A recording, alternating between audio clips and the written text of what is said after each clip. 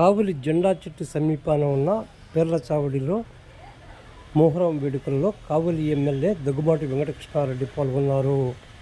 ఈ సందర్భంగా ప్రత్యేక ప్రార్థనా కార్యక్రమాలు నిర్వహించడం జరిగింది. అనంతరం అన్నదాన కార్యక్రమాన్ని ఎమ్మెల్యే దగ్గుబాటి కృష్ణారెడ్డి చేతుల మీదుగా ప్రారంభించడం జరిగింది. అంతకుముందు మాజీ రాష్ట్రపతి ఏపీజే అబ్దుల్ కలాం విగ్రహానికి పూలమాల వేసి ఘనంగా నివాళులర్పించడం జరిగింది.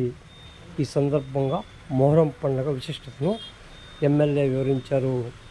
ఈ కార్యక్రమంలో తెలుగుదేశం నేతలు మరిశెట్టి వెంకటేశ్వర్లు, గుత్తికొండ కిషోర్ బాబు, పోట్లూరి శ్రీనివాసులు, కోట వెంకటేశ్వర్లు, 2వ ward incharge Ramanaiah, Trividhi Prasad, BJP నేత భరత్ కుమార్తో పాటు ముస్లిం నేతలు ఖాదర్ బాషా, రహీం, అన్సర్, రెహమాన్తో పాటు పలువురు పాల్గొన్నారు.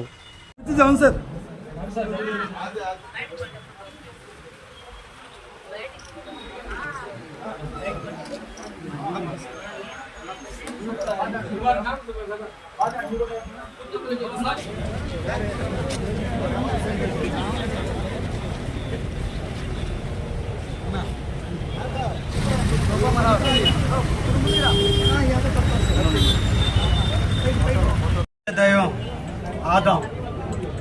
ఆదాం యొక్క సంతతిలో ఆఖరి ప్రవక్త మహమ్మద్ యొక్క 3వ మనవడైనటువంటి ఇమ్రాన్ హసన్ ముస్లిమ్స్ అందరూ బాగుండాలని, సున్నీ ముత్యస్తులు అందరూ కూడా స్వేచ్ఛగా జీవించాలని, రాజులకి పోయి యుద్ధం చేసిన కంటే శాంతియుతంగా ఉండాలని జీవిస్తున్న తరుణంలో రాజరిక వ్యవస్థలో ఉన్నటువంటి పోరాటాలకి స్వస్తి పలికి శాంతి దూతగా పోతున్న సందర్భంలో కొంతమంది దుండగుల చేతిలో ఇమ్రాన్ హుస్సేన్ చనిపోయిన దానికి నిరసనగా ప్రపంచ నలుమూలలో ఉన్నటువంటి సున్నీ మతస్థులైనటువంటి ముస్లిం సోదరులందరూ సంఘీభావంగా జరుపుకునేటువంటి కార్యక్రమం ఈ మొహరం.